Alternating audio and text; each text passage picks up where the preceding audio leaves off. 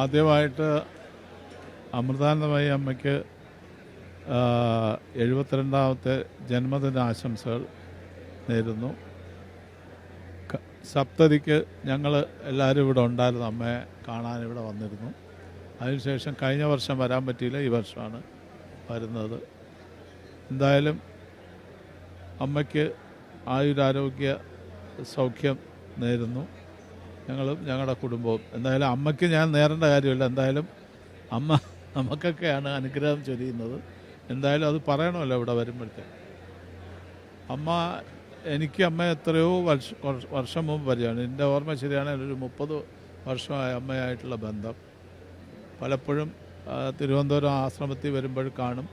എത്രയോ കാര്യങ്ങളിൽ ഇപ്പം പണ്ട് ഭുജിലും അവിടെ ഇവിടെയൊക്കെ ഭൂകമ്പം ഉണ്ടായ സമയത്ത്, സുനാമി ഉണ്ടായ സമയത്ത്, കേരളത്തിലും തമിഴ്നാട്ടിലും മാത്രമല്ല എല്ലായിടത്തിലും അമ്മയ്ക്ക് ചെയ്യാൻ പറ്റുന്ന രീതിയിൽ എല്ലായിടത്തും കൈയഴിഞ്ഞ് സംഭാവന ചെയ്യുക, അമ്മ കൈയഴിഞ്ഞ് സഹായിക്കുകയും എല്ലാവർക്കും വീട് വെച്ച് കൊടുക്കുക, എല്ലാവർക്കും ഭക്ഷണം എത്തിക്കുക, എന്തൊക്കെ ചെയ്യാനൊക്കെയോ ഒരു മനുഷ്യജന്മത്തിൽ ചെയ്യാൻ സാധിക്കുന്നതിലും എത്രയോ മടങ്ങാണ് അമ്മ ചെയ്തിട്ടുള്ളത്.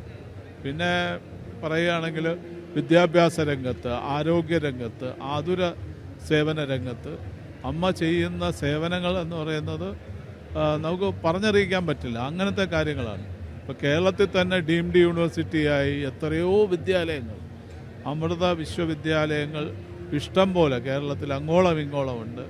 പിന്നെ അതുപോലെ ഹോസ്പിറ്റൽസ്, ലോകോത്തരമായിട്ടുള്ള ഹോസ്പിറ്റൽ. ഇപ്പം ഫരീദാബാദിൽ അമ്മ നിർമ്മിച്ച ഹോസ്പിറ്റൽ എന്ന് പറയുന്നത് ലോകത്തിലെ ഏത് ഹോസ്പിറ്റലിനെയും വെല്ലുന്ന രീതിയിലുള്ള ഹോസ്പിറ്റലാണ്. പിന്നെ ആതുര സേവനത്തിൽ അവിടെ മുതൽ കേരളത്തിൽ അങ്ങോളം ഇങ്ങോളം എല്ലാ സ്ഥലത്തും അമ്മയുടെ ഹോസ്പിറ്റലുകളും കാര്യങ്ങളും ഒക്കെ ഉണ്ട്. അപ്പം എന്തുകൊണ്ടും അമ്മ നമ്മുടെ കേരളത്തിലെ മാത്രമല്ല ലോകത്തിൻ്റെ എല്ലാവരുടെയും അമ്മയാണ്. അമ്മയ്ക്ക് എൻ്റെ വിനീതമായ, അമ്മയുടെ തൃപ്പാദങ്ങളിൽ എൻ്റെ വിനീതമായ നമസ്കാരം.